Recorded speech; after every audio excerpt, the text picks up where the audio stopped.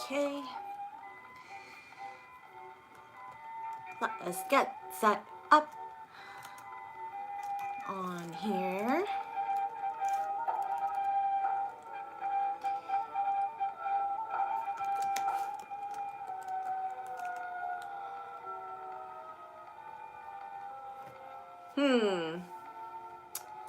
Let us see. We are going to be doing the second chapter of A Christmas Carol today because I had so much fun reading it out loud yesterday. We're actually just going to jump right into it, and people can join as they are here. Nate says, Domina, hi. Hello, Nate. Are you ready for the second chapter? Yeah, I had so much fun doing the live stream yesterday that I decided that I'm going to actually continue on with the Christmas Carol. So, yeah, we're gonna do that today. Nate says, did you get my message on FET? Wasn't sure if I was gonna get an email from you today, shrugs. No, I did not. I'm not really on FET a lot, so, yeah. I don't know if I got an email or not either. And I usually check my email multiple times a day, so I can go check it now that I know that you might have sent something to me. Nando says, hola. Hola, Nando. And guess what, you guys? You know how I said that I really wanted a hot toddy yesterday? Well, I made myself one today. I actually had all of the ingredients that I needed for it, so I made a really strong one. So here we go.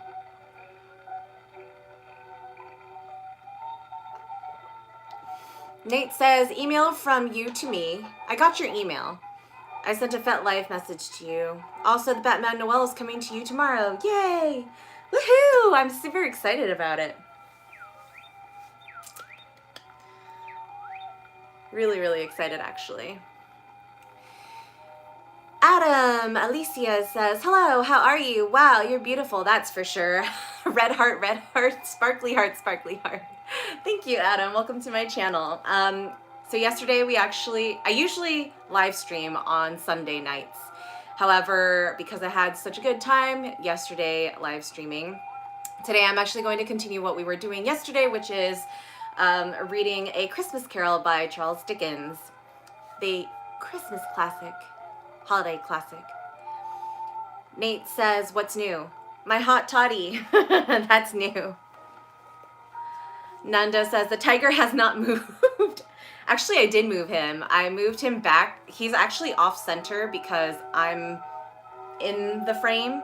So, yeah. He's gonna be there for today.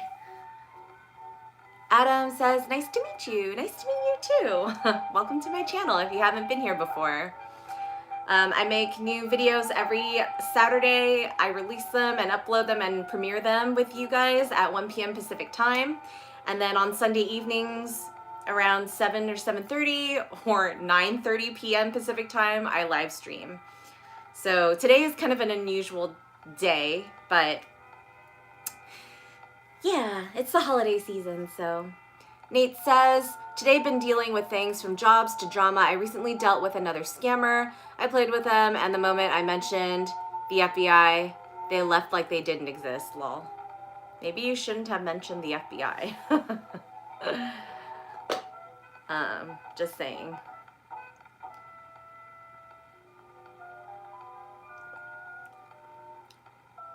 Also, you guys seem to learn the hard way with people, with scammers. Nate says, oh, well, I didn't want to deal with them. That's right, you don't.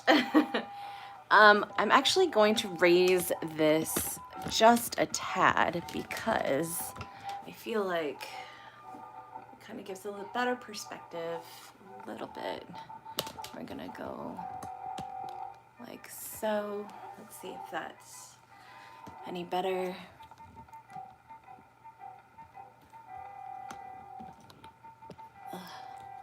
hard to get an in-between. Okay.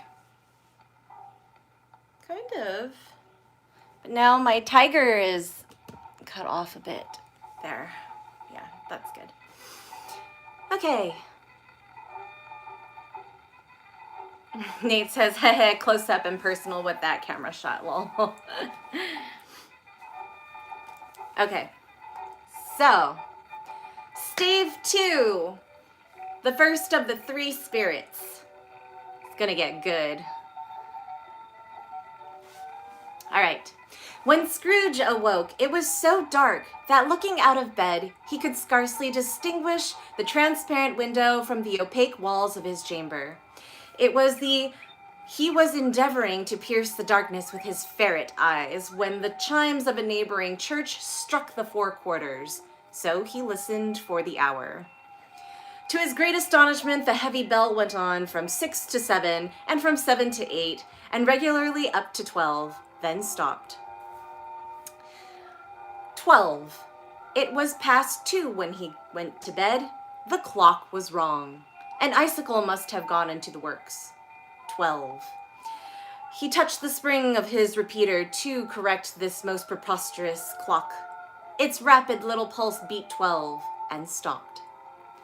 Why, it isn't possible, said Scrooge, that I can have slept through a whole day and far into another night.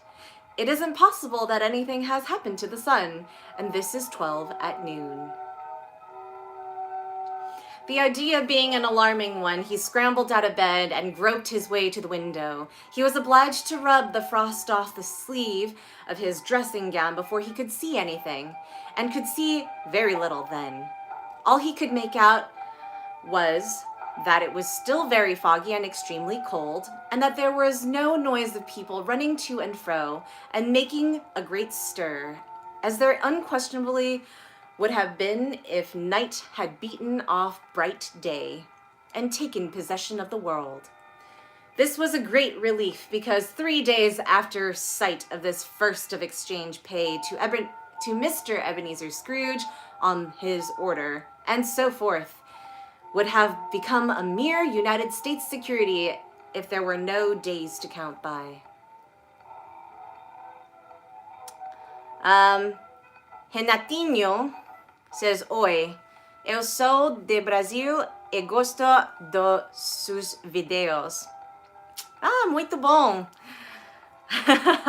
Obrigada.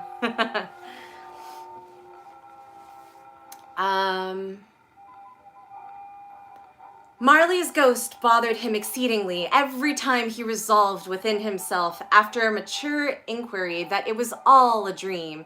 His mind flew back again like a strong spring released to its first position, and presented the same problem to be worked all through. Was it a dream or not? Scrooge lay in his state until the chime had gone 3 quarters more. Then he remembered, on a sudden, that the ghost had warned him of a visitation when the bell tolled 1. He resolved to lie awake until the hour had passed, and considering that he could no more go to sleep than go to heaven, this was perhaps the wisest resolution in his power. The quarter was so long that he was more than once convinced that he must have sunk into a doze unconsciously and missed the clock.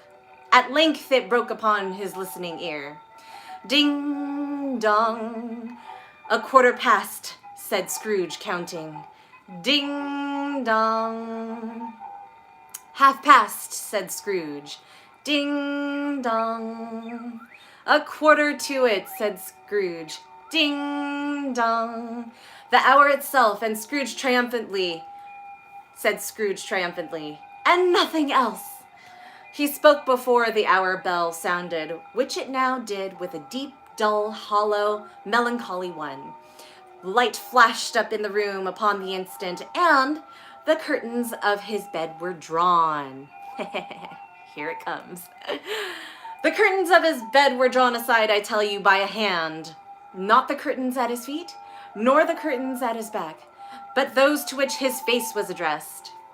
The curtains of his bed were drawn aside, and Scrooge, starting up into a half-recumbent attitude, found himself face to face with the unearthly visitor who drew them. as close to it as I am now to you, and I am standing in the spirit at your elbow. Creepy.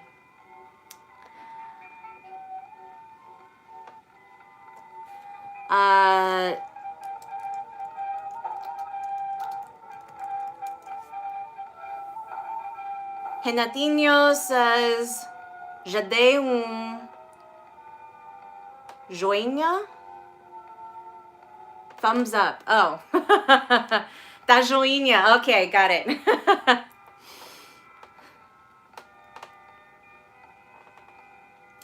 It was a strange figure, like a child, yet not so like a child, as like an old man, viewed through some supernatural medium which gave him the appearance of having receded from the view, and being diminished to a child's proportions. Its hair, which hung about its neck and down its back, was white as if with age. And yet the face had not a wrinkle in it. The tenderest bloom was on the skin. The arms were very long and muscular, the hands the same, as if its hold were of uncommon strength. Its legs and feet, most delicately formed, were, like those upper members, bare. It wore a tunic of the purest white, and round its waist was bound a lustrous belt, the sheen of which was beautiful. It held a branch of fresh green holly in its hand, and in singular contradiction that wintry emblem, had its dress trimmed with summer flowers.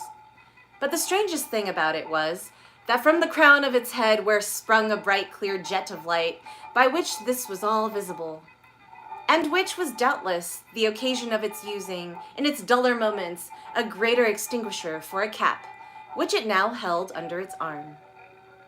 Even this, though, when Scrooge looked at it with increasing steadiness, was not its strangest quality.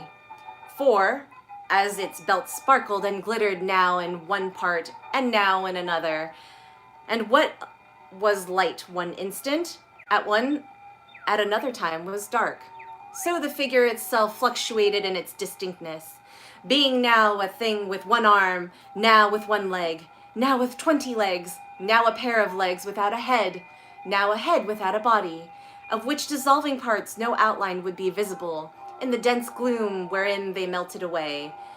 And, in the very wonder of this, it would be itself again, distinct and clear as ever. So basically, he's sparkling. Are you the spirit, sir, whose coming was foretold to me? Asked Scrooge. I am. The voice was soft and gentle, singularly low, as if instead of being so close beside him, were at a distance. Who and what are you? Scrooge demanded. Nando says, sorry, can't help with Portuguese. It's okay, I'm more fluent in Spanish, but I've heard enough Portuguese from my father's side that I think I can understand it. However, replying is totally different. I am the ghost of I am the ghost of Christmas past. Long past? Inquired Scrooge, observant of its dwarfish stature.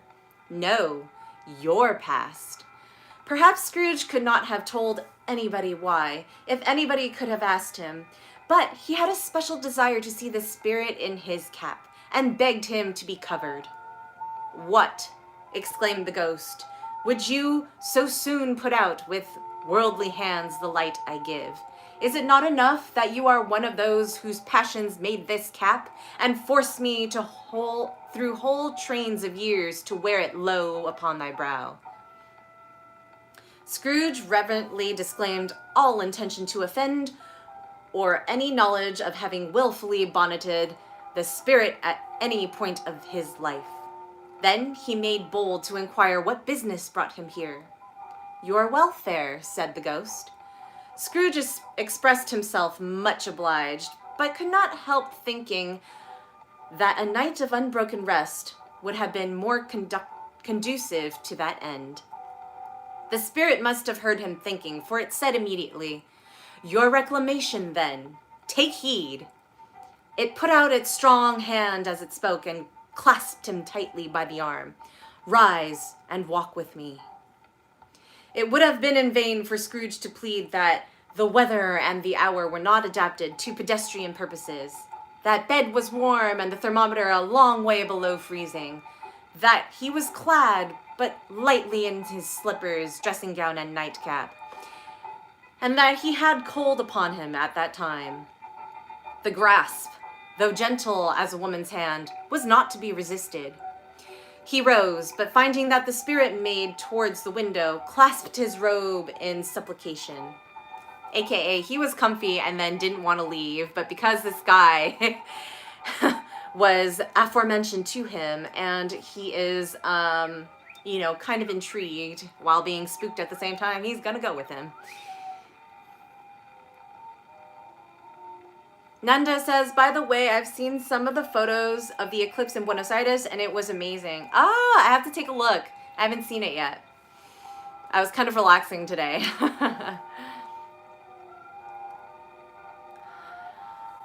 Renatinho says, Val fazer uma pergunta dominatrix.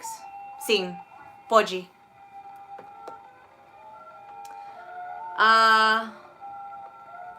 I am mortal, Scrooge remonstrated, and liable to fall.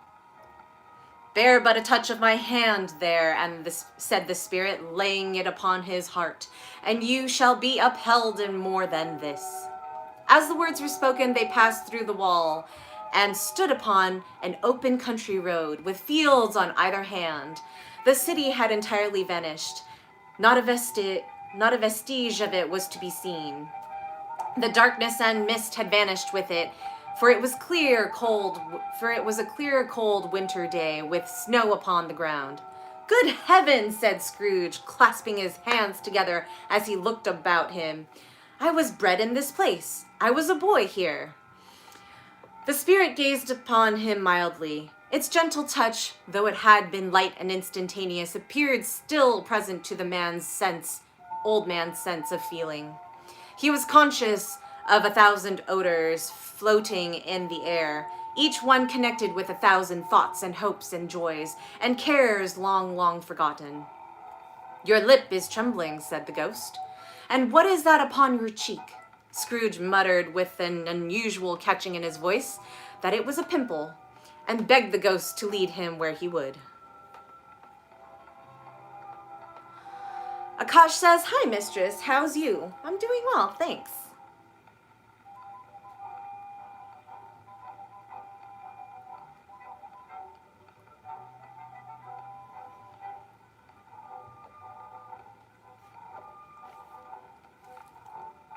Oh, my hot toddy is so good.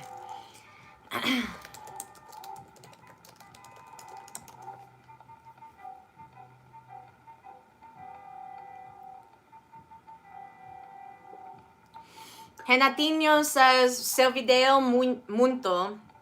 Você é muito linda. Ah, obrigada. Akash says, love you, bye. Okay, bye. Thanks for stopping by for a second. Benny says, hi, Miss Mara. Nice to see you. Hello, Benny. If you haven't watched my stream yesterday, you can go check that out. It is fully rendered and ready for you to listen to. We read the first chapter of A Christmas Carol by Charles Dickens, great classic for the holiday season. And we also talked about like superheroes and really sidetracked through a bunch of other things, but yeah. Okay. Back to the story. Oh my gosh. Okay. You recollect the way, inquired the spirit. Remember it, cried Scrooge with fervor. I could walk it blindfold. Strange to have forgotten it for so many years, observed the ghost. Let's go on. Penny says, you look so beautiful, Miss Mara. Thank you. They walked along the road, Scrooge recognizing every gate and post and tree, until the little market town appeared in the distance, with its bridge, its church, its winding river. Some shaggy ponies now were seen trotting towards them with boys upon their backs, who called to the other boys in country gigs and carts driven by farmers. All these boys were in great spirits and shouted to each other until the broad fields were so full of merry music that the crisp air laughed to hear it. "These are but shadows of things that have been," said the ghost. "They have no consciousness of us." The jocund travelers came on, and as they came, Scrooge knew and named every one of them. Why, he was rejoiced beyond all bounds to see them. Why did his cold eye glisten? His heart leaped up as they went past. Why was he filled with gladness when he heard them give each other Merry Christmas as they parted crossroads and byways for their several homes? What was Merry Christmas to Scrooge? Out upon Merry Christmas, what good had it ever done to him?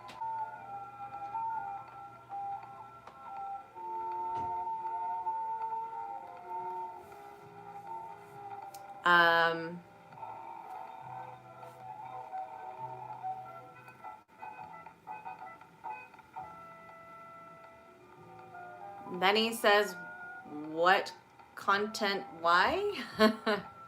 Not sure what you mean there. Renatinho says, depois passa lá no meu castelo. Aonde?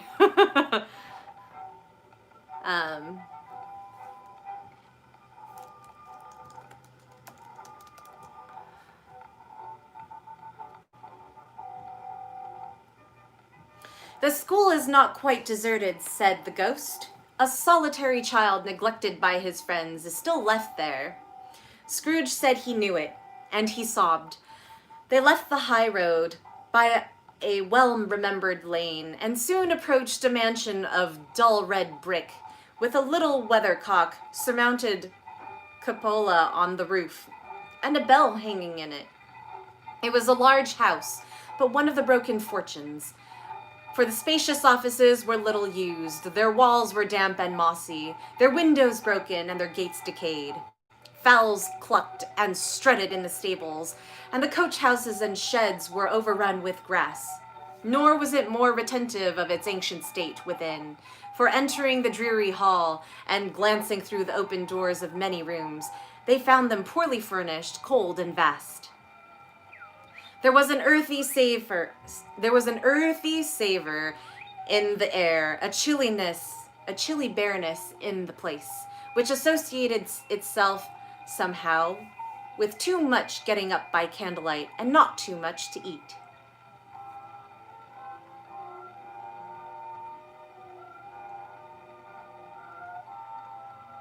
Renatinho says no YouTube. Benny says, what content will you make for Christmas and New Year? Have you watched my latest videos? Because you would have gotten sneak peeks and known about those if you have. I also just sent out 2 December newsletters, and I actually will be sending one more because in 2 weeks I am releasing something that I mentioned yesterday that is a top secret project, but it is gorgeous. So go and watch my previous stream and my Amazon picks, because I now have an Amazon store that you can purchase kinky things off of. They went, the ghost and Scrooge, across the hall to a door at the back of the house. It opened before them and disclosed a long, bare, melancholy room, made barer still by lines of plain deal forms and desks. At one of these, a lonely boy was reading near a feeble fire, and Scrooge sat down upon a form and wept to see his poor forgotten self as he used to be.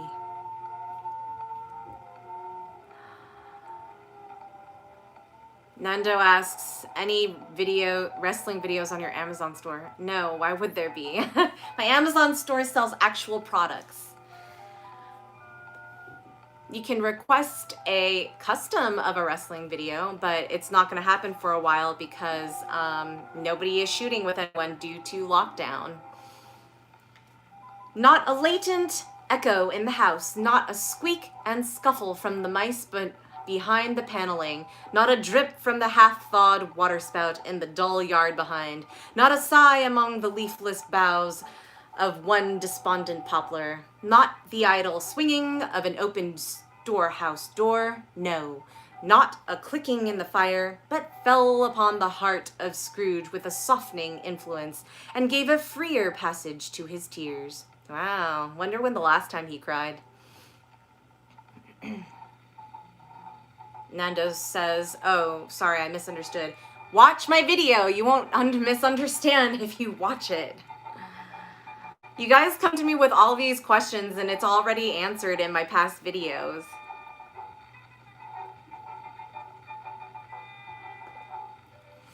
The spirit touched him on the arm and pointed to his younger self, intent upon his reading. Suddenly a man in foreign garments, wonderfully real and distinct to look at, stood outside the window with an axe stuck in his belt and leading by the bridle an ass laden with wood.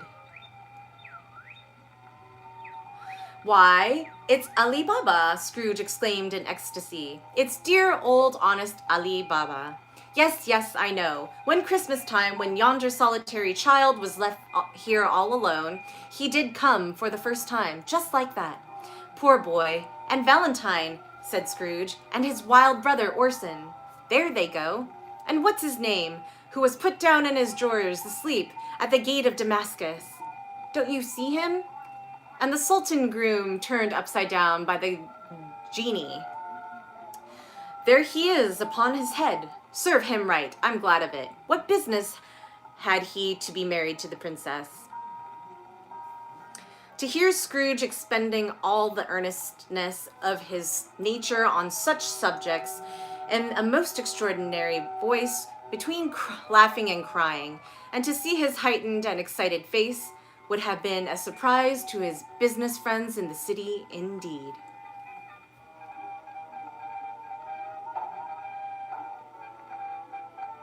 Nanda says, true, need to make time for that. If you have time to be on my live stream, you have time to watch my videos.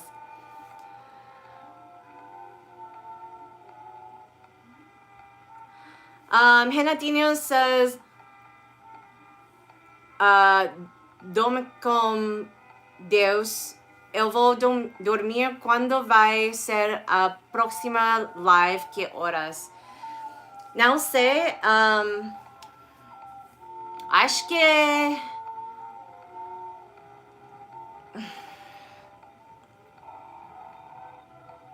domingo a las não tenho um tempo para ser online. É quando eu quero. Quiero? I don't know. It's when I want.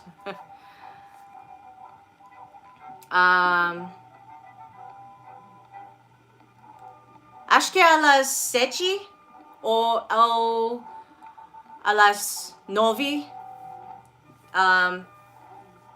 El tiempo del Pacífico. Benny says, do you wish you had a school about subs online? No, I don't. I'm not here to teach other people on that. Other mistresses have that online. That's not my thing. I'm here only if people want to serve me. I'm not here to teach other people how to serve other people. That's not what I'm here for, because every mistress is very, very particular for themselves, and obviously my channel is just for me.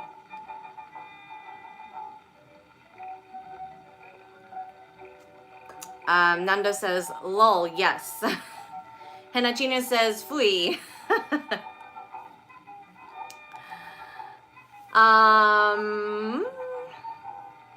Okay. There's the parrot, cried Scrooge. Green body and yellow tail, with a thing like lettuce growing out of the top of its head. There he is. Poor Robin Crusoe, he called him. when he came home again after sailing around the island. Poor Robin Crusoe! Where have you been, Robin Crusoe? The man thought he was dreaming, but he wasn't. It was the parrot, you know. There goes Friday, running for his life to the little creek. Halloa, hoop, hallo. I don't really get that. I think it's an expression, but yeah. Then, with a rapidity of transition very foreign to his usual character, he said, in pity for his former self, "Poor boy," and cried again. "I wish," Scrooge muttered, putting his hand in his pocket and looking about him after drying his eyes with his cuff, "but it's too late now." "What is the matter?" asked the spirit. "Nothing," said Scrooge. "Nothing. There was a boy singing a Christmas carol at my door last night. I should like to have given him something, that's all." A ghost smiled thoughtfully and waved his hand, saying as it did so, "Let us see another Christmas." Scrooge's former self grew larger at the words, and the room became a little darker and more dirty. The panels shrunk, and the windows cracked. Fragments of plaster fell off the ceiling, and the naked laths were shown instead. But how all this was brought about, Scrooge knew no more than you do. He only knew that it was quite correct, that everything had happened so, that there he was alone again, when all the other boys had gone home for the jolly holidays. He was not reading now, but walking up and down despairingly. Scrooge looked at the ghost, with a mournful shaking of his head, glanced anxiously towards the door. It opened, and a little girl much younger than the boy came darting in, putting her arms round his neck, and often kissing him, addressed him as her dear, dear brother. "I have come to bring you home, dear brother," said the child, clapping her tiny hands and bending down to laugh. "To bring you home, home, home." "Home, little Fan," returned the boy.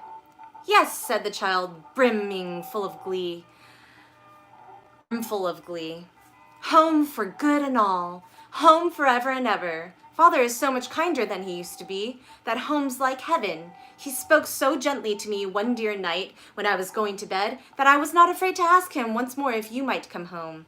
And he said yes, you should, and sent me in a coach to bring you. And you're to be a man," said the child, opening her eyes, "and are never to come back here. But first, we're to be together all Christmas long and have the merriest time in all the world." "You're quite a woman, little Fan," exclaimed the boy. She clapped her hands and laughed, and tried to touch his head, but being too little, laughed again and stood on tiptoe to embrace him. Then she began to drag him in her childish eagerness towards the door, and he, nothing loth to go, accompanied her. Oh, that's so sweet. A terrible voice in the hall cried, "Bring down Master Scrooge's box there." And in the hall appeared the schoolmaster himself, who glared on Master Scrooge with a ferocious condescension, and threw him into a dreadful state of mind by shaking hands with him. Then he conveyed him and his sister to the veriest old well of shivering best parlor that ever was seen, where the maps upon the wall and the terrestrial globes in the windows were waxy with cold. Here he produced a decanter of curiously light wine and a block of curiously heavy cake. Oh man, that sounds so good right now. And administered installments of those dainties to the young people, at the same time sending out a meager servant to offer a glass of something to the postboy, who answered that he thanked the gentleman, but if it was the same tap as he had tasted before, he had rather not. AKA, he was offered that before and drank it and didn't like it. So he was like, not gonna take that chance. Ugh, this hot toddy is so good though. Okay. Master Scrooge's trunk being by this time tied on to the top of the chaise, and the children bade the schoolmaster goodbye right willingly, and getting into it, drove gaily down the garden sweep, the quick wheels dashing the hoarfrost and snow from the dark leaves of the evergreens like spray. Always a delicate creature whom a breath might have withered, said the ghost, but she had a large heart. So she had, cried Scrooge. You're right, I will not gainsay it, spirit, God forbid. She died a woman, said the ghost, and had, as I think, children. One child, Scrooge returned. True, said the ghost, your nephew. Ooh, coming full circle. Scrooge seemed uneasy in his mind and answered briefly, yes. Although they had but that moment left the school behind them, they were now in the busy thoroughfares of a city, where shadowy passengers passed and repassed, where shadowy carts and coaches battle for the way, and all the strife and tumult of a real city were. It was made plain enough by dressing of the shops that here, too, it was Christmas time again, but it was evening, and the streets were lighted up. Lit. Right. The ghost stopped at a certain warehouse door and asked Scrooge if he knew it. Know it, said Scrooge. I was apprenticed here. They went in. A sight of an old gentleman in a Welsh wig sitting behind such a high desk that if he had been 2 inches taller, he might have knocked his head against the ceiling. Scrooge cried in great excitement, Why, it's old Fezziwig! Bless his heart, it's Fezziwig alive again. Old Fezziwig laid down his pen and looked up at the clock which pointed to the hour of 7. He rubbed his hands, adjusted his capacious waistcoat, laughed all over himself from his shows to his organ of benevolence, and called out in a comfortable, oily, rich, fat, jovial voice, Yo-ho there, Ebenezer and Dick. Scrooge's former self, now a young man, came briskly in, accompanied by his fellow prentice. Dick Wilkins, to be sure, said Scrooge to the ghost. Bless me, yes, there he is. He was very much attached to me, was Dick. Poor Dick, dear, dear. Yo-ho, my boys, said Fezziwig. No more work tonight. Christmas Eve, Dick. Christmas, Ebenezer. Let's have the shutters up, cried old Fezziwig, with a sharp clap of his hands, before a man can say Jack Robinson. I don't know who Jack Robinson was, but apparently he was worthy enough to be said about closing up shop for Christmas. You wouldn't believe how those two fellows went at it. They charged into the streets with the shutters. 1, 2, 3, had them up in their places. 4, 5, 6, barred them and pinned them. 7, 8, 9, and came back before you could have got to 12, panting like racehorses. Hilly-hos, cried old Fezziwig, skipping down from the high desk with wonderful agility. Clear away, my lads, and let's have lots of room here. Hilly-ho, Dick, chirrup. Ebenezer. Do people still say this in Britain? I really hope somebody still does. Sissy Boy says, Siempre hermosa mistress, le gusta face sitting? Claro que sí.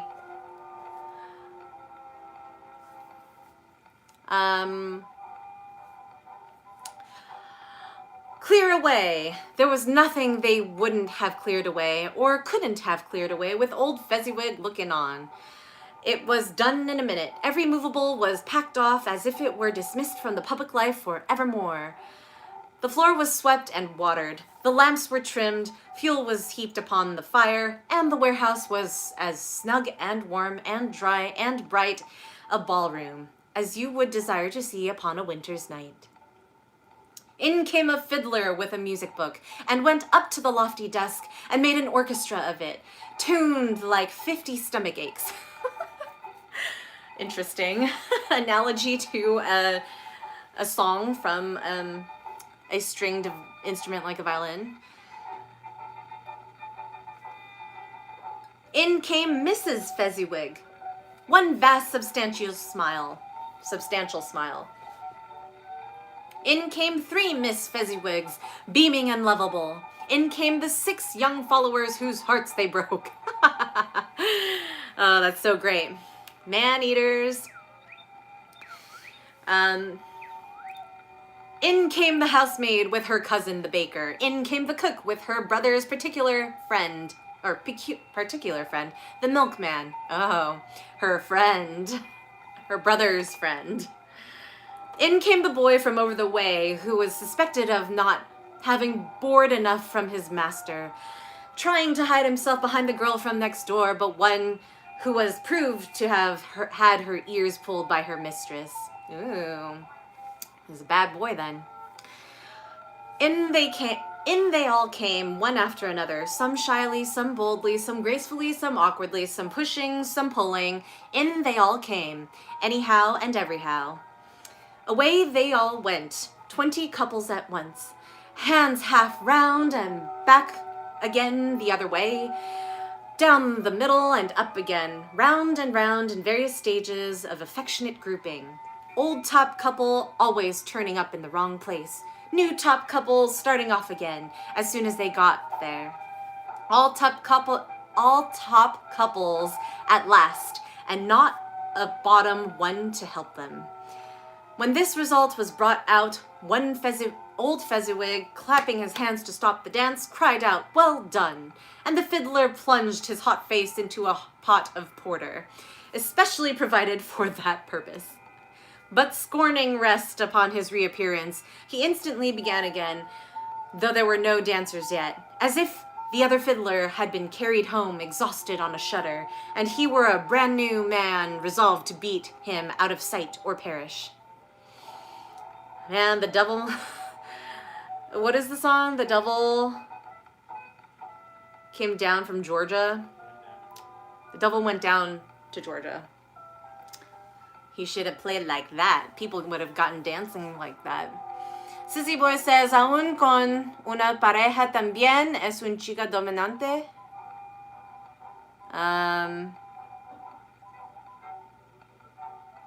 No entiendo tu pregunta.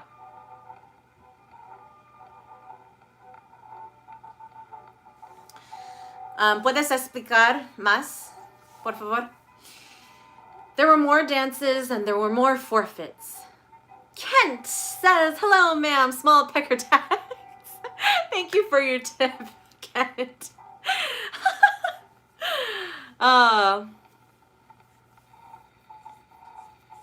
Nando says, he's asking if even with your partner you are dominant.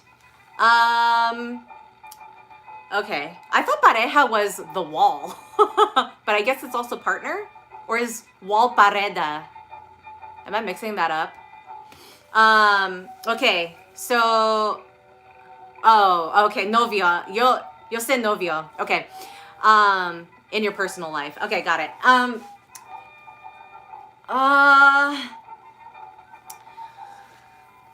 Depende de... How do I say it depends on the dynamic? Like, hang on.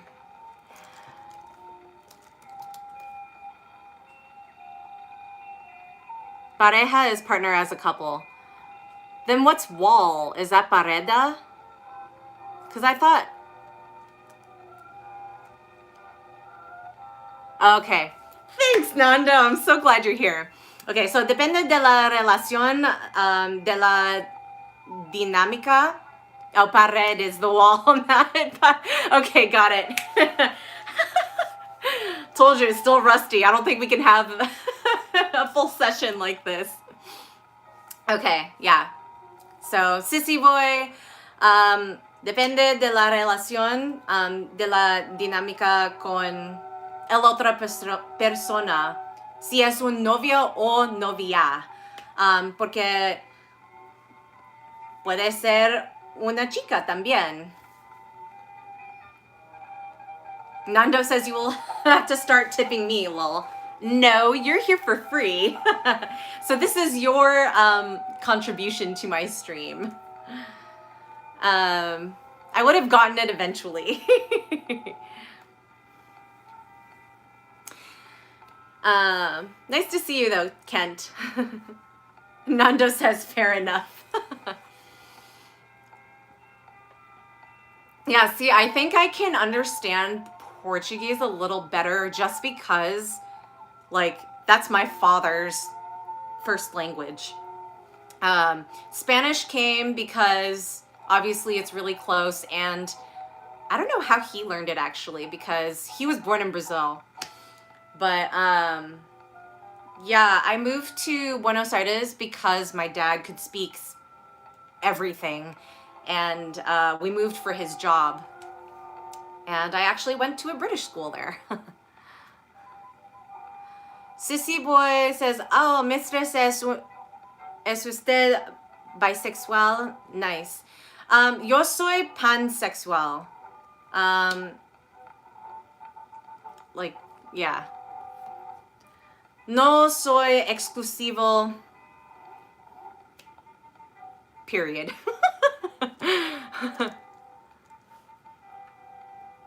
Soy inclusivo, I guess. Nanda says, I told you, happy to help you practice when we meet. Cool. Yeah, because like I said, everybody who, you know, is a Spanish speaker here all speak English, or they understand me speaking English to them even though they're talking to me in Spanish.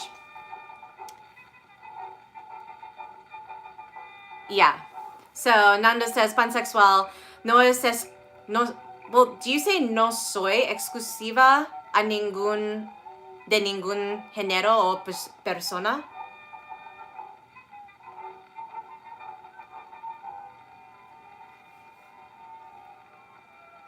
Sissy Boy says, gracias, Nando. Lo siento, mi español no es muy bien.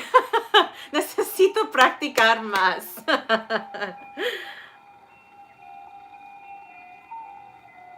Yeah, Nando says, abierta a cualquier género. Yeah, I'm open to any gender. Sissy Boy says, qué linda mistress. Sí. Okay. Good job, guys. I like this collaboration. Okay. There were more dances. There were more forfeits. There were more dances and there were forfeits. More dances and there was cake. And there was negus? Negus? I don't know what negus is. Let's research this because I feel like this is a type of food or drink. Nanda says, cool, glad I translated that properly. Oh, it means king. Oh.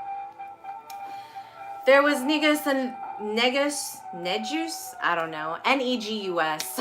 And there was a great piece of cold roast, and there was a great piece of cold boiled, and there were mince pies and plenty of beer.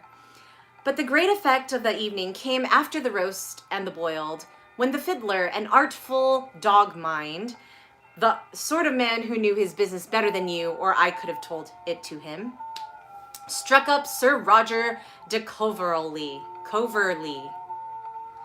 I guess that's was a big hit back in the day, live music wise. Then old Fezziwig stood out to dance with Mrs. Fezziwig, top couple too, with a good stiff piece of work cut out for them. 3 or 4 and 20 pair of partners, people who were not to be trifled with, people who would dance and had no notion of walking. But if they had been twice as many, 4 times, old Fezziwig would have been a match for them, and so would Mrs. Fezziwig. As to her, she was worthy to be his partner in every sense of the term. Oh, I love that. He's describing a woman who's literally being seen equal to her partner. Love it. He even says, if that is not high praise, tell me higher, I'll use it. That's so flattering. I love that line. A positive light appeared to issue from Fezziwig's calves. They shone in every part of the dance like moons. If you couldn't have predicted at any given time what would have become of them next. And when old Fezziwig and Mrs. Fezziwig had gone all through the dance, advance and retire, both hands to your partner, bow and curtsy, corkscrew, thread the needle and back to your place. Fezziwig cut so deftly that he appeared to wink with his legs and came upon his feet again without a stagger. Dancing makes everybody younger again. Sissy Boy says, gracias por el tiempo que dedica a sus suscriptores. Su sonrisa es muy bella y realmente disfruto admirar su autoridad y belleza, mistress. Oh, muchas gracias, Sissy Boy. David says, so this is the part where Scrooge meets the ghost of Christmas past. Yes, good job. Gold star for you. I love how everybody who has come onto the stream from yesterday, and yesterday I read the first chapter, which was Marley's ghost. And today I enjoyed reading it so much that I'm reading the second chapter and seeing how far I go with it. And everybody who has come onto my stream has pretty much like saw the movie, read the book, or seen different variations of it. And then Nate earlier, or yesterday, has told me about there's a Batman graphic novel that also emulates this story with all of the characters, the well-known characters in the Batman universe. And he actually purchased the book for me, so I'm gonna get that in a few days, which is really awesome. And I'm really glad to see a bunch of other people who have come to my stream from yesterday to hear the story and continue it. David says, I loved A Christmas Carol. It's one of my favorite stories and movie. Yeah, when I was younger, I was actually forced to read this. So when I was like in high school, when I was 14-ish, and of course when you're forced to read stuff for academic purposes, you don't enjoy it as much. Also, when you're younger, unless you have a very, very strong passion for literature, you're not going to be like, oh, yay, Charles Dickens again today. And I feel like now that I'm older, a little wiser, hopefully, and can appreciate all this stuff and just like life lessons like this and the way people told stories back in the day is so unlike anything else in the world that it's kind of awesome. This is why I'm doing it, you know? Nate says, thanks for the name drop and praising what I did for you, Domina. Red heart. Is it possible for you to read Batman Noel for a live stream? I don't know how I would do that though, because then would I have to like be, oh my God, would I have to be like the mommy dom and like show everybody the pages of the book while I read it? Is the dialogue like modern day writing, or is it kind of like Charles Dickens? I'm actually curious about that, because if you guys remember that Romeo and Juliet movie with Leonardo DiCaprio and Claire Danes in it, it was like all modern clothing and a modern setting, but they said everything still in Shakespearean verbiage. So I'm just curious if like they kind of kept that, or if they just did everything within the whole Gotham universe. Nate said, because it's a graphic novel, dialogue is modern day. You may have to show the images because reasons, lol. It would be a nice comparison. Okay, I'll think about it. Because I was thinking of doing like, what day is it today? Today is the 14th. Yeah, so 8, 9, 10, 11, 12. So actually, starting from yesterday, 12 days, because there's a 12 days of Christmas, 12 days would be the 25th, actually. So if I did a live stream every day, regardless of like how long it is, even if it's just like 30 minutes to an hour or whatever, I feel like that would be kind of like a Christmas thing. Nate says it does other one idea to the original story, which is a nice discussion piece, maybe, lol. You mean offer? You said it does other one offer. Okay, yeah, it does offer one idea to the original story, which is a nice discussion piece, maybe, lol. Okay, yeah, I'll look at it and go over it and see how the structure looks and then make the decision about that. Okay, so what page are we on now, actually? 8 of 12. Wow, we like really blew through this one. I might actually do chapter 3 too. There's only 5 chapters in this book, and the last chapter is like 5 pages. So let's see. Nate says, yes, Domina, of course it will be your decision. I can't top from the bottom. Hehe, winky face, red heart. Good, I'm glad that you know your place. Jungle Climber says, can I see your feet, Miss Mara? Lol. I don't know, can you tip me maybe $5 to $10? I didn't get to show my shoes yesterday, and they're back. I also have green leather gloves that are in arm's reach to match my outfit if anyone's interested in seeing leather gloves.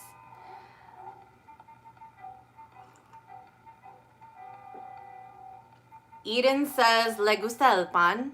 Wait, is that a question? Or is that a statement? I'm guessing it's a statement since it's not...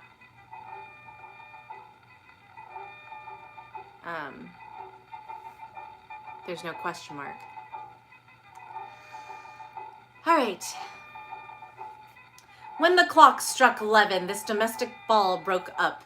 Mr. and Mrs. Fezziwig took their stations, one on either side of the door, and shaking hands with every person individually as he or she went out, wished him or her Merry Christmas. I really love the equality in this. Good on you, Charles Dickens, for being inclusive with the women. Thank you.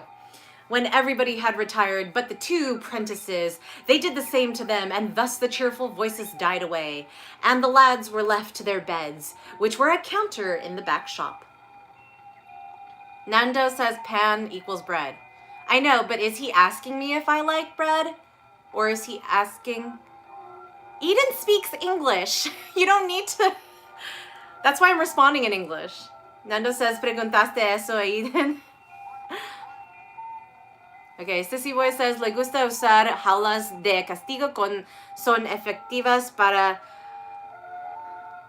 adiestrar. Me gusta...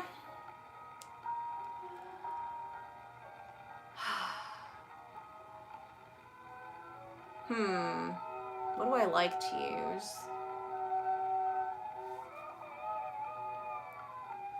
Nando says, OF, I'm getting confused now. It's okay, keep doing what you're doing. I'm not complaining that you are translating.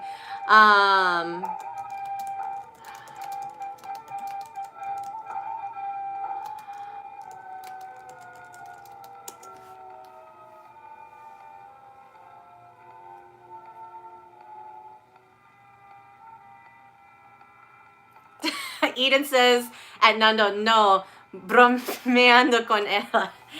Thanks. We're just gonna turn this into a Spanish channel now, you guys.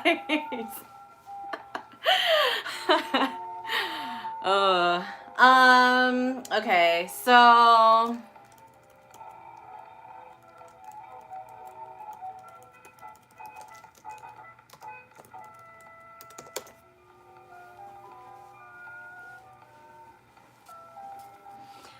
Sissy Boy, yo me gusta usar la cuerda para CBT, el castigo, y después, ¿cómo se dice? What was to whip again? Azotar or something? Azocar? I don't remember how to, like flogging. Flogging is what I like to do.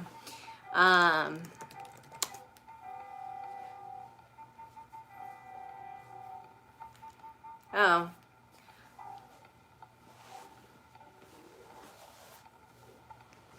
They say flogging is flagelación. Okay, Nando says yes, azotar. Sí, y me gusta azotar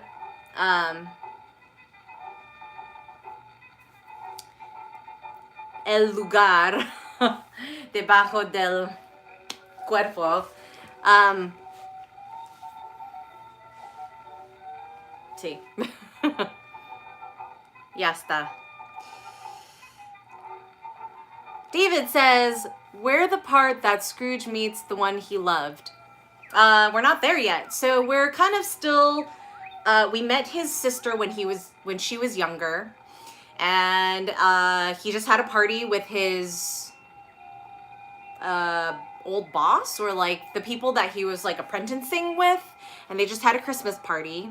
So the Christmas party just ended and everybody's kind of going to sleep. During the whole of this time, Scrooge had acted like a man out of his wits. His heart and soul were in the scene and with his former self. He corroborated everything, remembered everything, enjoyed everything, and underwent the strangest agitation. It was not until now, when the bright faces of his former self and Dick were turned from them, that he remembered the ghost and became conscious that it was looking full upon him, while the light upon its head burned very clear.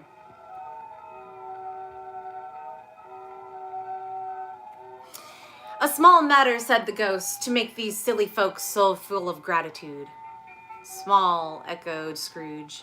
The spirit signed him to listen to the two prentices who were pouring out their hearts in praise of Fezziwig, and when he had done so, said, why, is it not? He has spent but a few pounds of your mortal money, 3 or 4 perhaps. Is that so much that he deserves this praise? Isn't that, said Scrooge, heated by the remark, and speaking unconsciously like his former not latter self.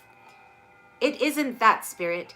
He has the power to render us happy or unhappy, to make our service light or burdensome, a pleasure or a toil, save that his power lies in words and looks, in things so slight and insignificant that it is impossible to add and count them up.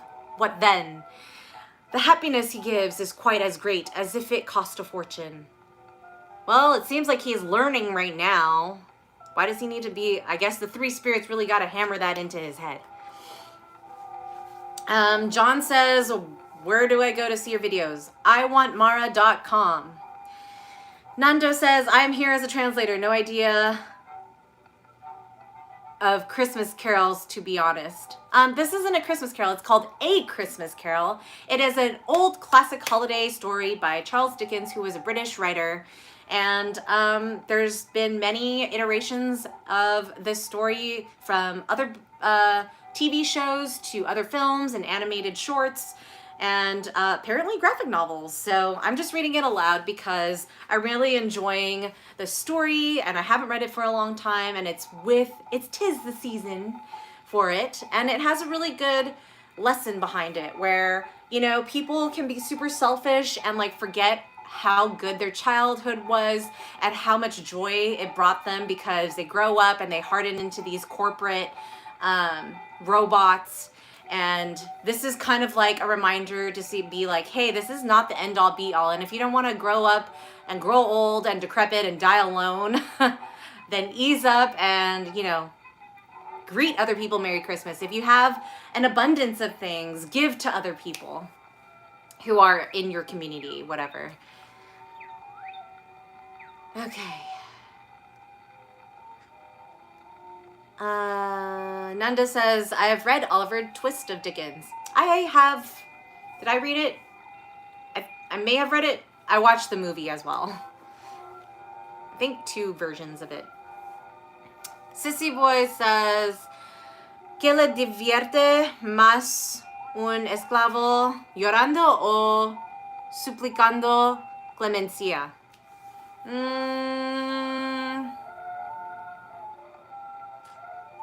Depende.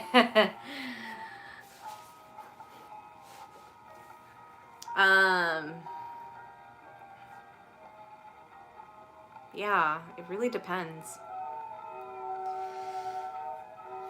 Pero creo que un sub que está suplicando clemencia, porque los dos son, I don't know, feliz y pueden jugar con más disfruta.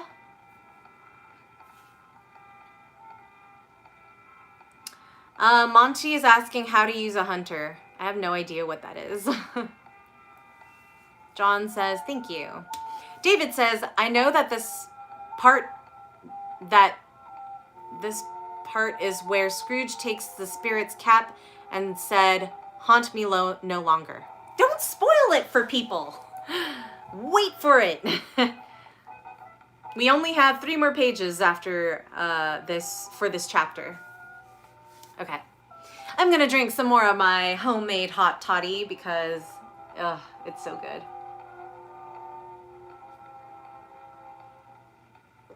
Don't eat the clove. Nate says, spoilers, punishments, Domina, do it, lol. I would. If you guys were all sitting in front of me, I would have my whip ready and just be like, silence.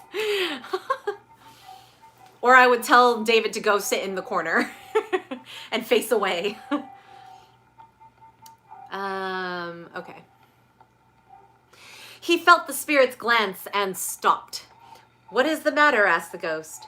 Nothing in particular, said Scrooge. Something, I think, the ghost insisted. No, said Scrooge. No. I should like to be able to say a word or two to my clerk just now, that is all. His former self turned down the lamps as he gave utterance to the wish, and Scrooge and the ghost again stood side by side in the open air.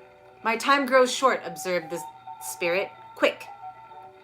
This was not addressed to Scrooge or to anyone whom he could see, but it produced an immediate effect. For again Scrooge saw himself. He was older now, a man in the prime of life. His face had not the harsh and rigid lines of later years, but it had begun to wear the signs of care and avarice. There was an eager, greedy, restless motion in the eye, which showed the passion that had taken root, and where the shadow of the growing tree would fall. This is a lesson for all of you guys. For people who are like climbing the ladder and trying to get to that position that you guys always wanted, or that you know, would, I just like pulled my earring out of my ear. Ow! Okay. Or that you guys know, would get you to that point in life that will keep you comfortable for the rest of your life. I feel that you gotta check yourself and make sure that it's great to be ambitious, but also realize that it's also not the end all be all. You know, if you're gonna be happy in that position and you know how to work life balance, it's great. But everybody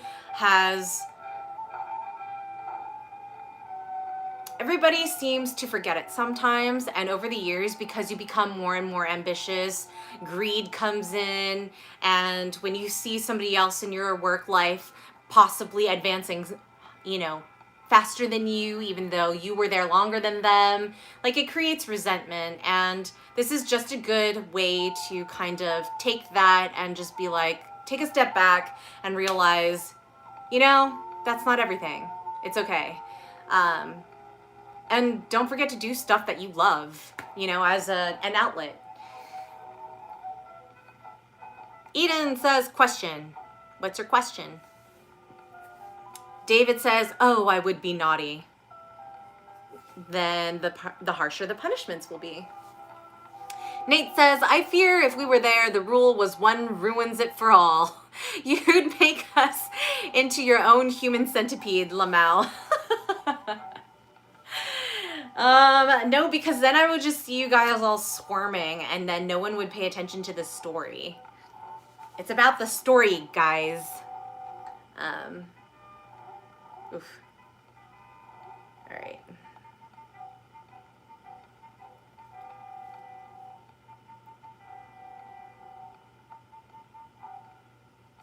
Eden says, azotar. Yes. Sí. Con mucho gusto. Nate says, thank goddess, it won't be your idea, lol. Oh, man.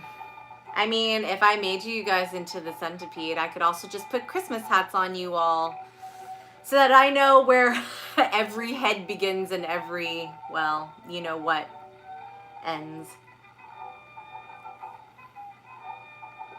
All right. David asks, may we continue the story? Yes, we shall.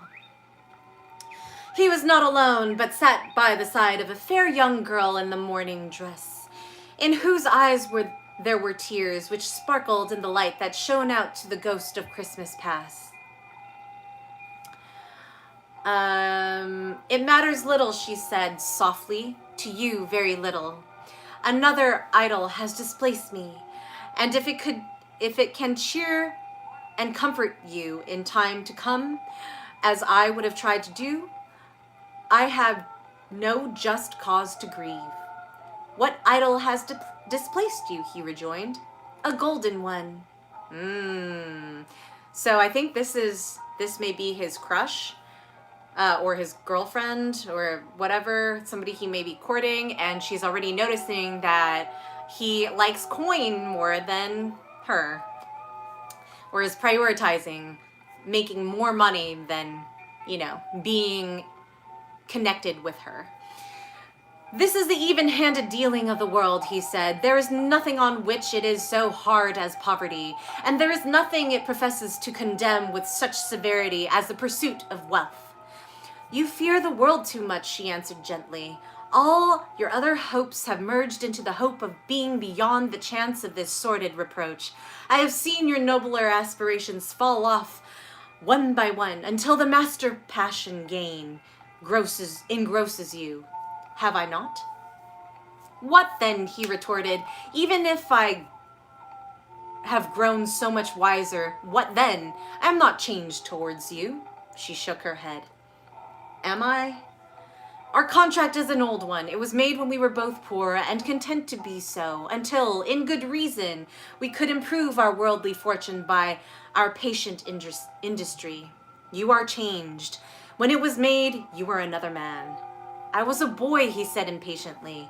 Your own feelings tells you that you were not what you are. She returned. I am. That which promised happiness when we were one in heart is fraught with misery now that we are two. How poetic. How often and how keenly I have thought of this, I will not say. It is enough that I have thought of it and can release you. Oh, she's breaking up with him. No! But she got to look out for herself. If she's not receiving that attention that she once loved and continues to, seek, then it won't work, and she knows it.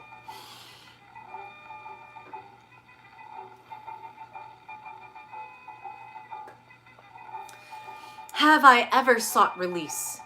In words? No, never. In what, then?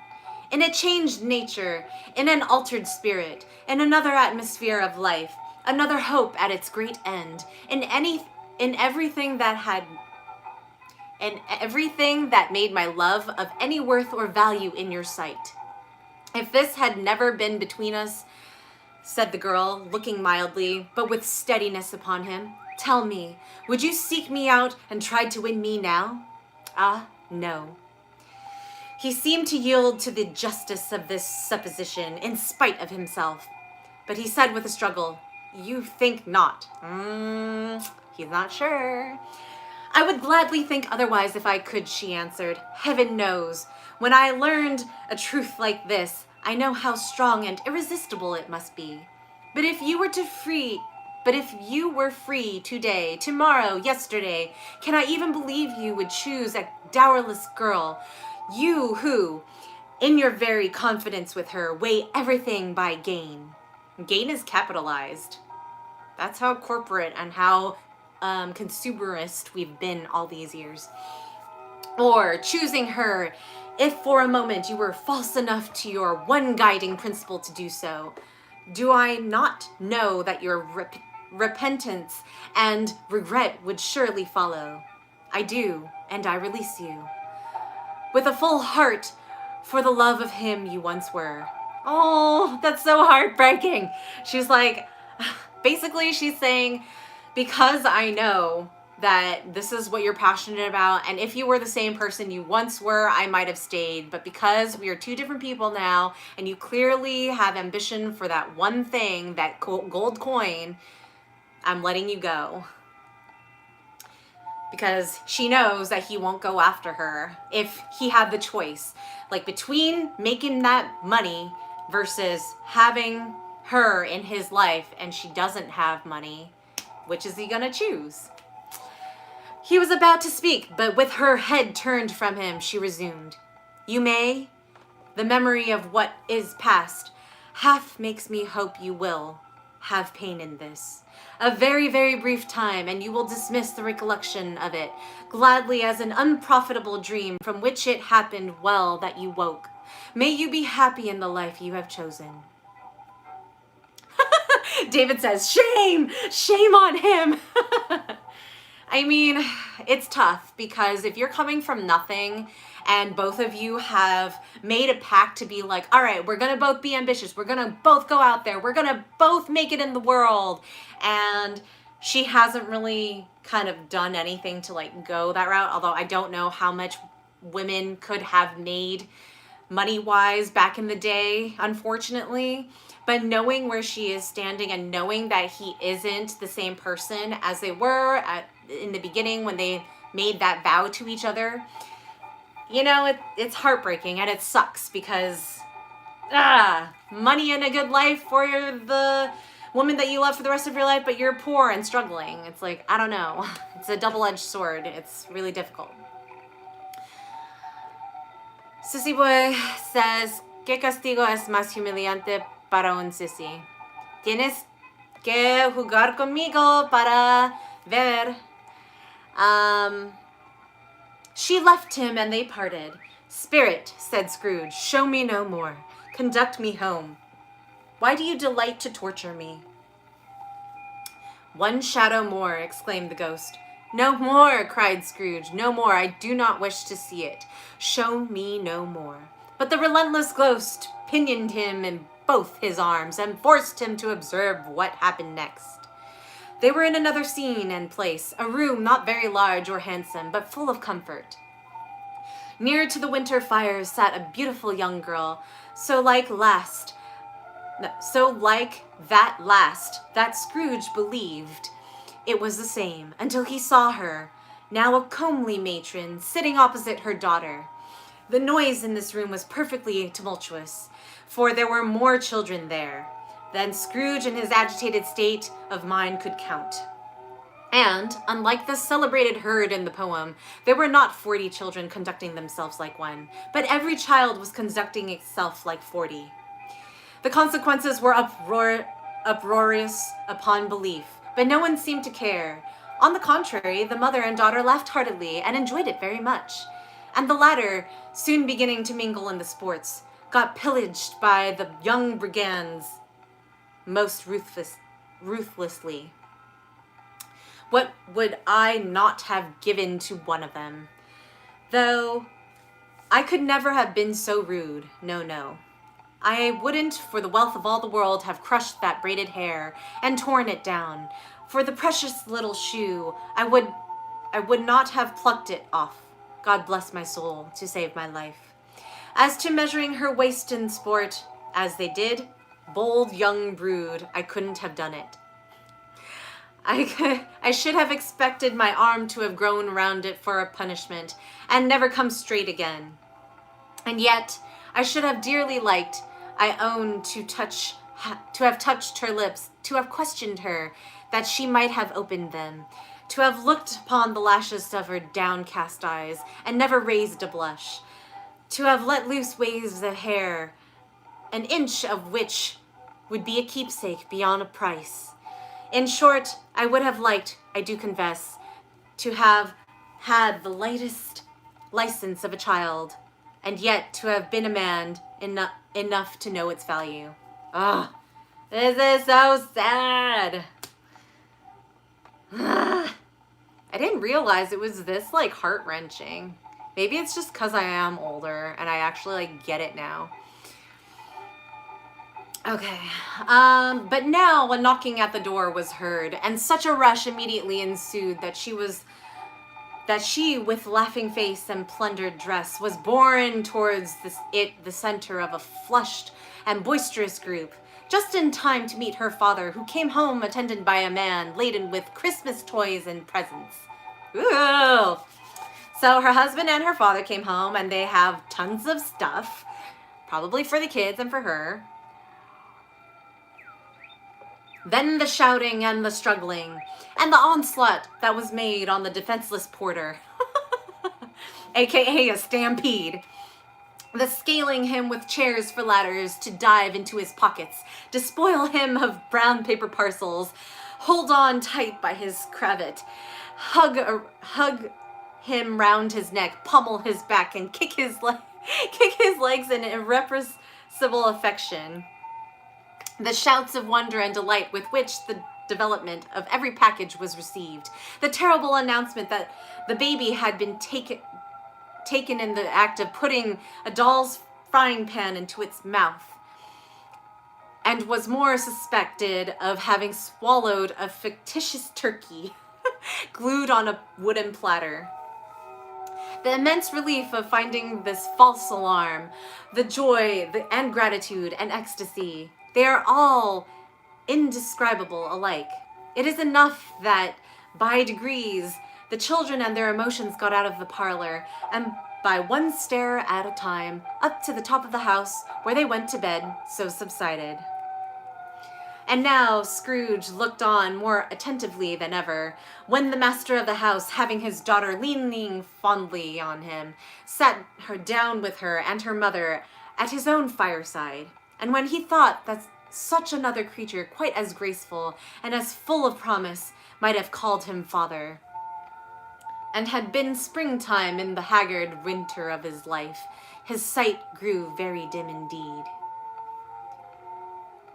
"Belle," said the husband, turning to his wife with a smile, "I saw an old friend of yours this afternoon." "Who was it?" "Guess." "How can I?" "Tut, I don't know. Don't I know?" she added in the same breath, laughing as he laughed. "Mr. Scrooge." "Mr. Scrooge it was. I passed his office window, and it was not shut up. He had a candle inside, and I could scarcely help seeing him. His partner lies upon the point of death, I hear, and there he sat alone, quite alone in the world, I do believe." "Spirit," said Scrooge in a broken voice, "remove me from this place." "I told you these were the shadows of things that have been," said the ghost. That they are what they are. Do not blame me." "Remove me," Scrooge exclaimed. "I cannot bear it." He turned upon the ghost, and seeing that looked upon him with the face, in which some strange way there were fragments of all the faces that it shown him, wrestled with it. "Leave me, take me back, haunt me no longer." In the struggle, if that can be called a struggle, in which the ghost, with no visible resistance on its own part, was undisturbed by any effort of its adversary, Scrooge observed that its light was burning high and bright, and dimly connecting that with its influence over him. He seized the extinguisher cap, and by a sudden action pressed it upon his head. There you go, David. The spirit dropped beneath it, so that the extinguisher covered its whole form, but though Scrooge pressed it down with all his force, he could not hide the light which streamed from under it in an unbroken flood upon the ground. He was conscious of being exhausted and overcome by an irresistible drowsiness, and, further, of being in his own bedroom. He gave the cap a parting squeeze, in which his hand relaxed, and barely time to reel to bed before he sank into a heavy sleep. And that is the end of chapter 2. Where are we? 83 minutes, almost at 2 hours. David said, "If someone broke your heart, would you be the one to punish him?" "No, I would just leave him, because he was not the person meant for me. If somebody isn't willing to respect me enough as a person, not even just as a dom, take out the dynamics if we ever even had any. If no one respects me as a person, as a woman, as everything that I am, then he's not worthy of being with me. That's how I see it.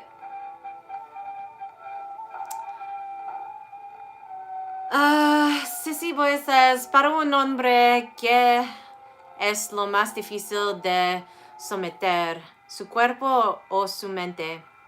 Los dos, igualmente.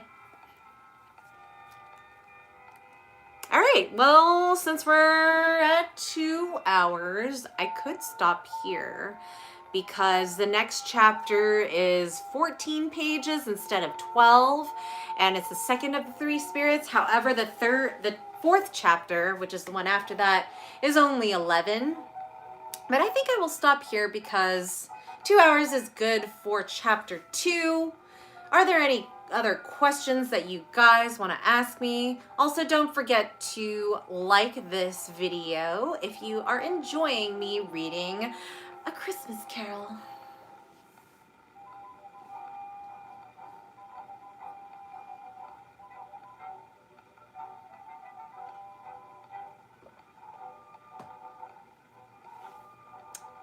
And I'm gonna pet my my tiger that I have beside me because I really want a pet. But yeah, when I travel a lot and go to different places in you know, when traveling is in full swing, unfortunately I can't look after them, and I don't think it's fair for the animals, so I have stuffed animals instead. Nando says, when are you resuming in-person sessions? I've been in person. I still am doing in-person sessions with select subs that, you know, kind of go through my screening process or who are my regulars and I trust them, especially if they take the COVID test. Eden says, just sorry for not making sense today. It seems there was a lot of lag on my side. Refresh your page, because sometimes there may be lag. There's some lag on my side too. So if the comments don't match up with what you're asking or saying, just refresh the page.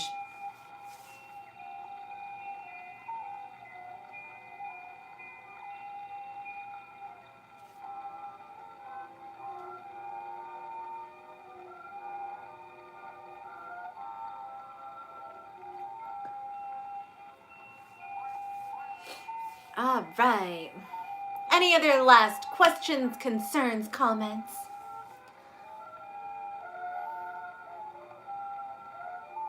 Or should I end it early today? Well, early. David says, are you going to continue the story tomorrow? Either tomorrow or Wednesday, yes. It depends on what I have going on. I don't have a session scheduled tomorrow as of yet.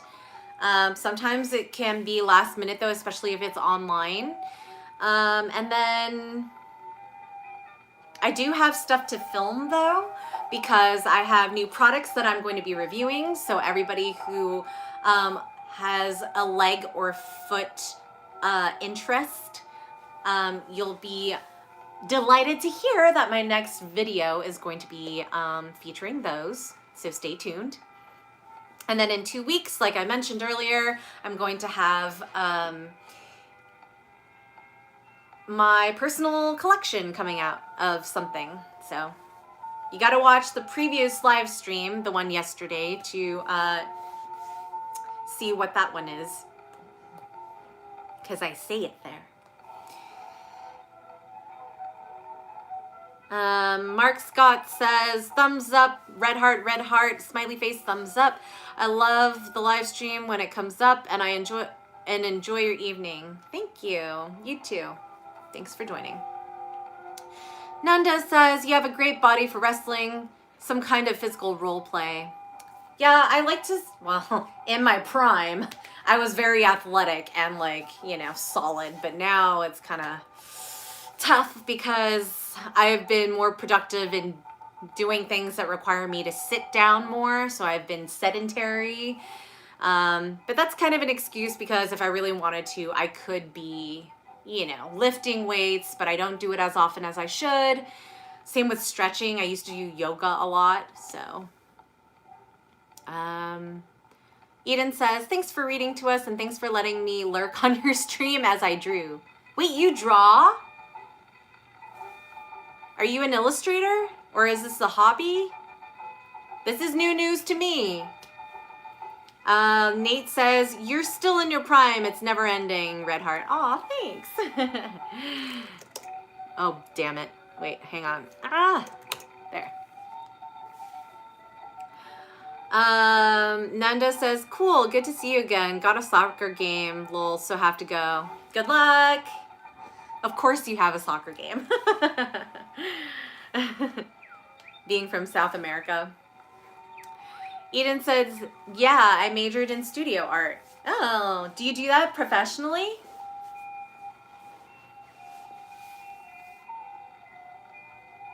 Nate says, I'm an artist too, along with writing. Do you do graphic novels? Since you have an aficionado for it.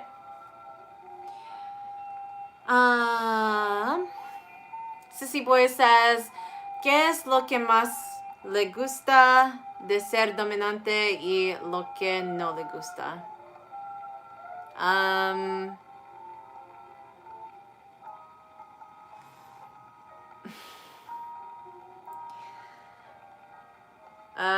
Let's see.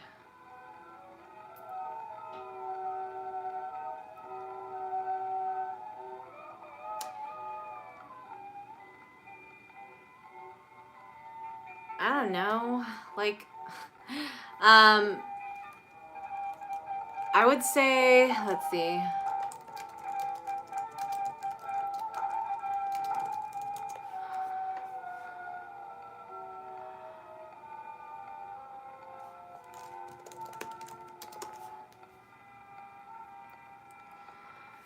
Ver mis videos viejos para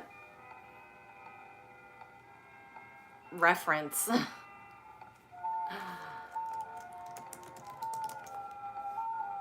Para referencia. Nate says, no, just random lol. David says, I have a brother who's an artist. I also went to art school, so I am one as well. Eden says, sadly, no, I work in the aerospace industry as an over-glorified kitchen timer. Kitchen timer? I don't know what that is, but aerospace is cool. Nate says, here's one example of my art. Let me know if this works. Probably not. I haven't been able to see anything anyone posts if it's a photo. Unless it's a link. Eden says, lol. Nate says, never mind, lol. Yeah, unfortunately. I mean, actually, fortunately for me, because I'm pretty sure I would get a lot of, like, spam. So, yeah. Are there any last comments, questions, concerns about anything before I log off today? That was good time, like 2 hours solid, because I read for most of the time. I had more of a flow in the reading today rather than yesterday, so. Eden says, yes, so are you coming back on Sunday? Yes, I am. I might do another live stream before that to read like chapter 3. But if not, I will do it on Sunday. And if I do come on before Sunday, then I'll do chapter 4 on Sunday. I believe there's 5 chapters, and the last chapter, like I said, is only 5 pages, so it'll be really fast. May even combine that with chapter 4 if I can get through it really quickly. Nate says, I love having a fun time with you. It's an experience I don't want to end. Plus, showing myself is a very good and cute subby. Winky face, red heart. Eden says, awesome. Thanks, Miss Mara. Yeah, are you subscribed? Like, if you turned on notifications, you should receive like an email, or if you're on YouTube, I should pop up as live on your home feed. And I don't really have a set time, so... David says, see you next time. Bye, David. Thanks for coming by. Make sure you're subscribed and turn on that bell so that you get notified when I come on. And give this video a thumbs up if you enjoyed me reading.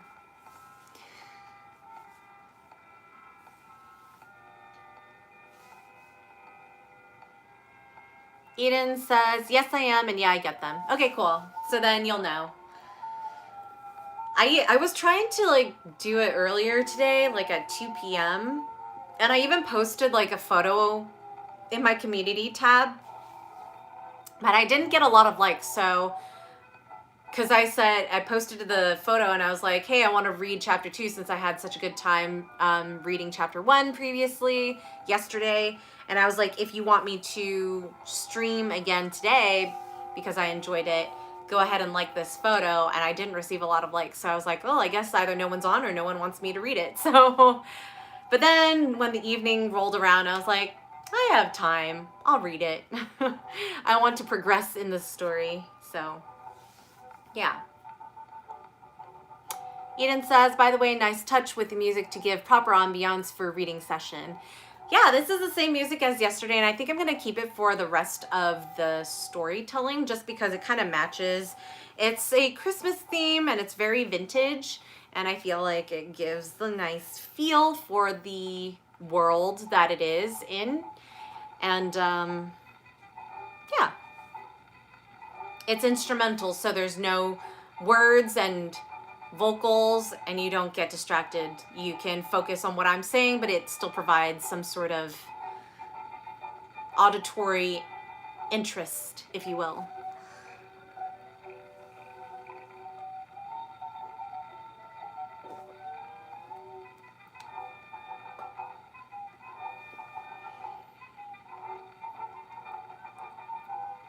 Killers 2 says, I was watching the birthday ASMR.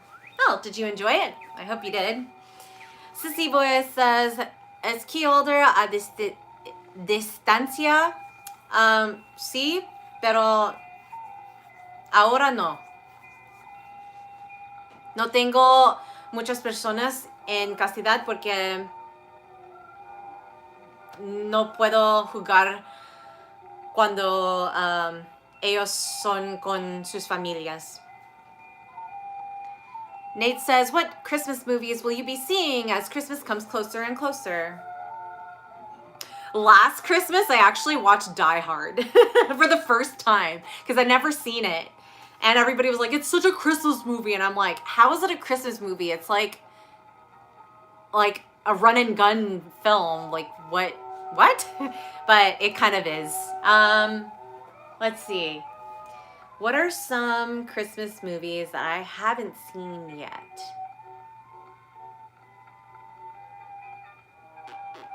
I gotta think about this one. If you have any that you recommend, let me know. I don't like overly sappy ones. I don't like, and I won't watch stuff that I have seen already that I'm just like, okay, I know what that is.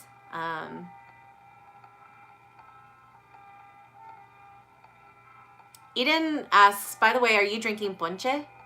I don't know what ponche is, but this is the hot toddy. Remember yesterday, I don't know if you were here for that part, but I said I really want a hot toddy, and people, like, I think Nanda was like, what's a hot toddy? And I told him, I was like, it's a teaspoon of honey, 2 ounces of almost boiling hot water, 1.5 ounces, but I doubled it, so it's like 3 ounces of whiskey, but I doubled the whole recipe too, so I guess like 4 shots of whiskey, and then 3 cloves, 1 cinnamon stick, a lemon peel, which I have, squished onto the top so that the oils infuse. Put the peel in there and then zested on some nutmeg on the top, grated some nutmeg.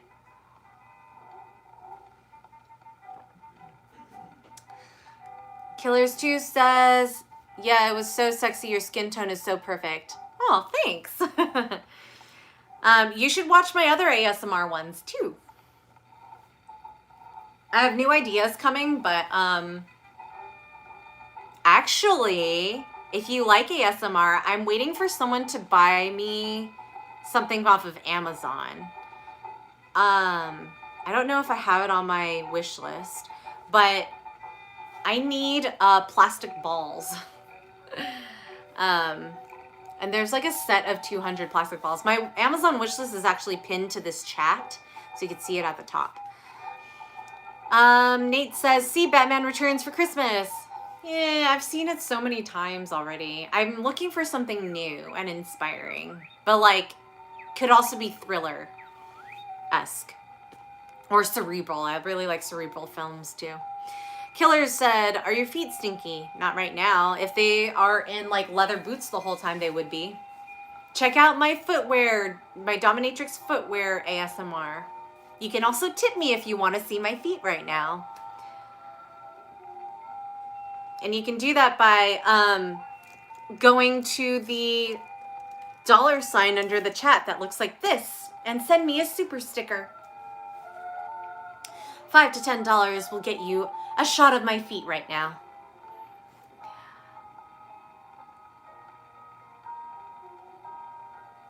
Eden says, gotcha. Sounds good. Look up ponche and try it. It has apple script, citrus, raisins, and cinnamon sticks, and hard liquor can be added. Oh, okay. That actually sounds pretty good too. I don't know what apple script citrus is either. Here, let's just look it up. Ponche. Navideño for Nochebuena. Ooh, it's pretty. So 1 cup of dried hibiscus flowers or flor de jamaica. Water, cloves, oranges, drained tejocotes, so it's like manzanilla. Frozen whole guava, sugar cane. Oh man, there's a lot of stuff that goes into this. Brown sugar cane, or brown sugar, medium apple, medium pear, pitted prunes, walnut halves, raisins, cinnamon sticks. I gotta find like a simpler recipe because that's a lot of stuff to add into this, but that does sound delicious.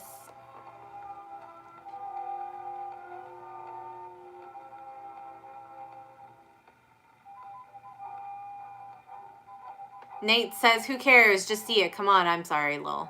No. Sissy Boy says, ¿Qué siente Mistress el tener el control absoluto cuando un hombre está con su jaula de castidad porque usted le ordena como juego castigado? Okay. No voy a, hold on.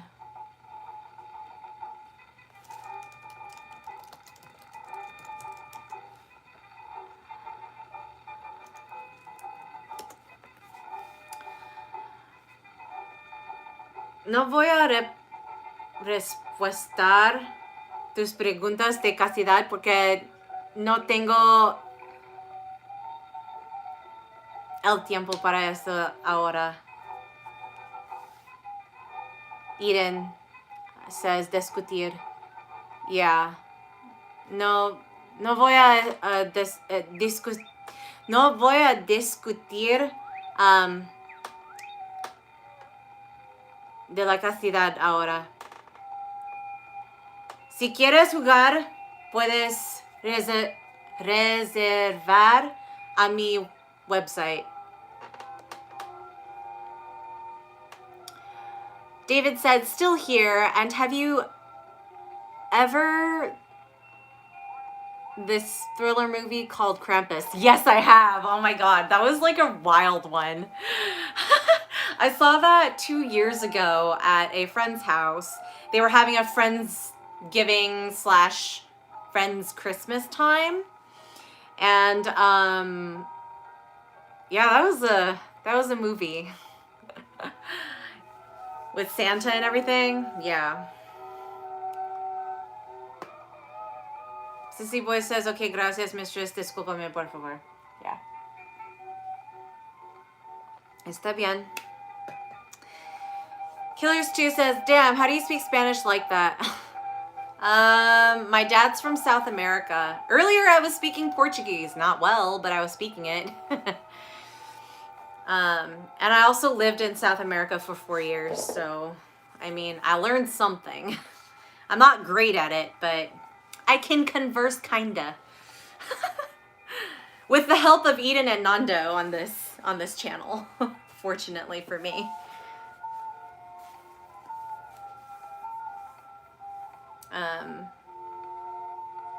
But yeah. Killers, out of curiosity, how did you find me? Or actually, this is for anybody. How did you find my channel? Eden says, well, time to knock out. It was great to join you guys. Have a great night, Miss Mara. Wave. Thanks for joining. I'll see you again soon.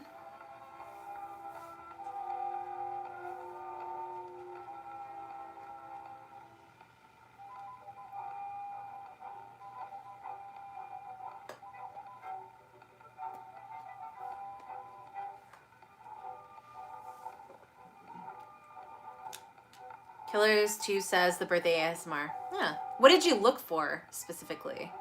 Were you typing something in, or did it show up as like a... He says I was literally watching it 10 minutes ago. Yeah, but did it show up as like a recommended video off of something else? He says I just came on ASMR. Okay. Eden says, by the way, to answer your question, through Astrodama from back in the day.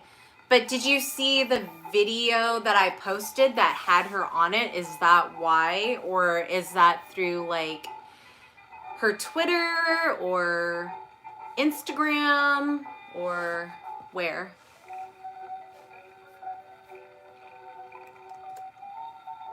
Nate's asking me. Hang on. My chat needs to reload. Okay. Nate says, me, I was looking up femdom themed ASMR and found you. Then I realized I remembered you from Asian Cruelty, lol. Oh.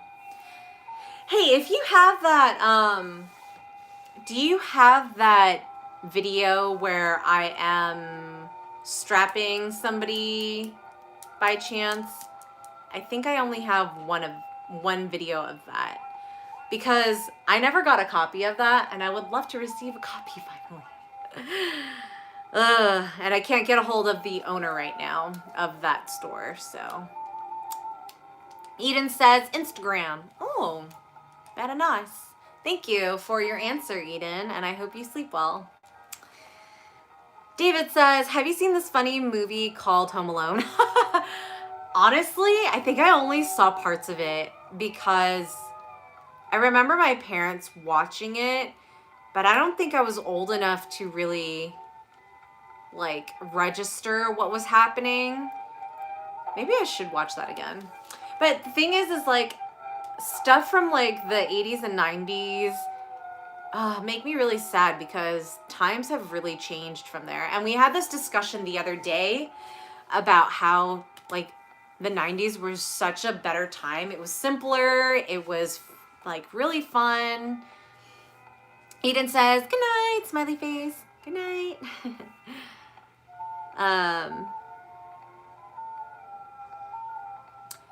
Nate says, the only video I have is a sadistic introduction to my cane. Really? I don't even remember that one. What did I wear?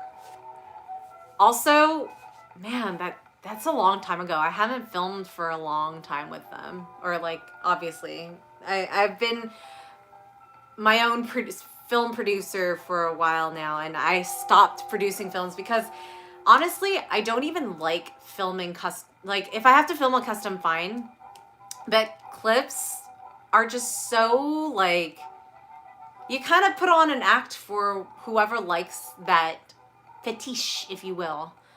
And I just find it so dull. Like there's barely any creativity. not like real play. But yeah. Killers2 says, have you ever been approached by someone and they asked you for foot worship? I mean, I am a foot model. I've been a foot model for like 6 years now. Well, this year I guess doesn't count because no events happened. But earlier in January, I actually won Ice Princess or Ice Queen for the most intriguing foot model this year. So I have an actual award for that. And I mean, yeah, I get approached a lot by guys.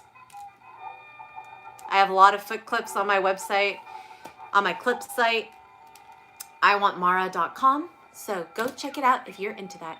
And like I said, if you tip me at least $5 or $10, I will show my feet and my shoes that match my outfit today. But nobody tipped me yesterday and wanted to request that. So I was like, well, I guess we're not seeing it. Usually I get tipped for that and like wearing leather gloves. But yeah. Nate, you're not included in this because you purchased something for me, and I will be taking a photo of me and my gloves for you. Don't worry.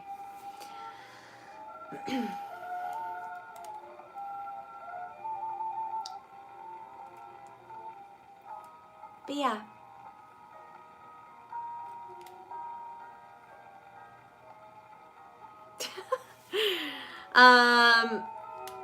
Are there any other questions or comments, or shall I wrap this up for the day? I mean, we could sing a Christmas carol. What is... Nate goes, wait! Killers2 says, no, don't go. Well, this goes two ways. I'm only here if there's something to entertain, and vice versa, if there's feedback, you know?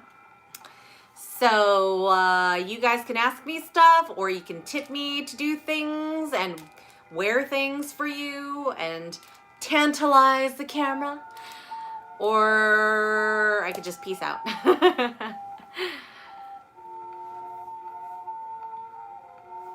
Killers2 says, you are entertaining me with your presence. I know, but it's a free show for you. What do I get out of it? Not really much if you're not tipping me. So...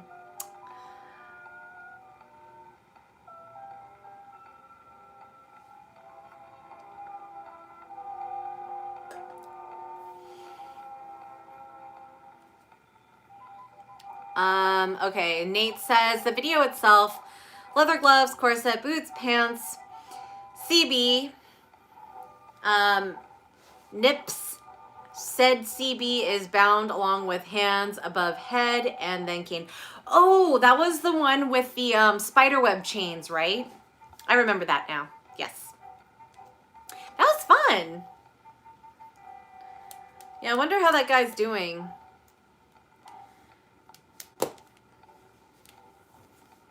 He could take a lot, that model. Nate says, yep, you should get the one that has the weights. Like, I have those medical, they look like shears, but they're not. They're actually clamps. And then I hang a bunch of weights from the CB area. Nate says, not the video you mentioned? No, this is a different one, the one that I'm saying. It can also be found on iwantmara.com, or you can email me directly if you want to download it for me and purchase it for me so that I keep 100%. And you get a download directly. Nate's asking, what was it again? iwantmara.com. I have a ton of clips there. I even have one from the same studio space.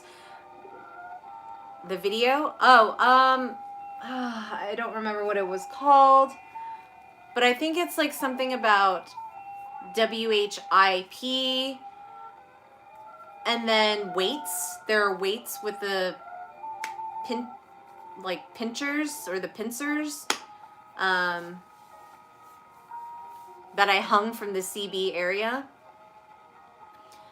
Go look on iwantmara.com. It has everything. It's literally a catalog of everything I've done.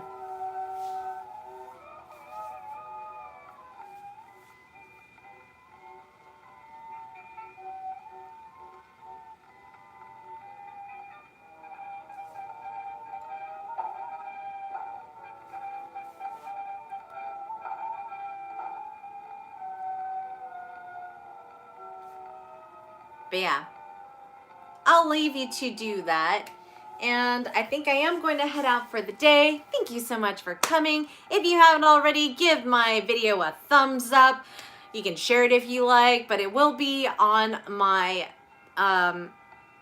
YouTube channel as live stream. And Nate says it wasn't Asian cruelty vid. No, it's on my channel. Like, I have my own, I have all of those videos because some of them were, like, I was able to sell them as well. So go to that website that I just linked and you can find all of those there. I have ball busting on there, boot blacking, etc. I even have boxing gloves and I do CBT on somebody with that. Nate says, yes, Donna, also hate C4S.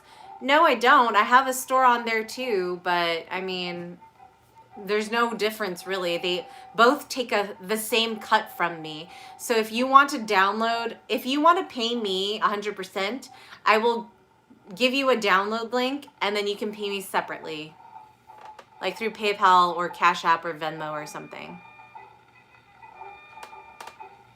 But yeah, have fun searching, and like I said, give this video a thumbs up, and I will be back next time to do chapter 3 of A Christmas Carol by Charles Dickens. I hope everybody stays safe, and I will see you next time.